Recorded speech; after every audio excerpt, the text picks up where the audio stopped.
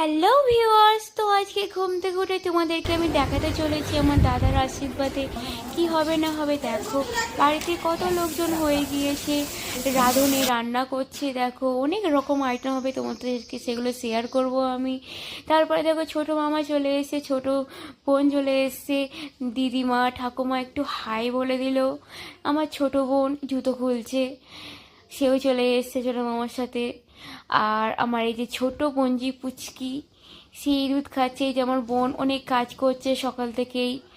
তারপরে আমার দাদার আশীর্বাদ হয়ে গেল, এটা দাদার শ্বশুর আশীর্বাদ করছে। আর তারপরে দেখো গাইস, তোমাদের কি কত রকম আইটেম হয়েছে দাদার শ্বশুর বাড়ির জন্য, কত রকম রেসিপি হয়েছে সেটা দেখো শুধু। আর এই অবধি তো ভালো লাগলে আমার চ্যানেলটা সাবস্ক্রাইব করে দিও।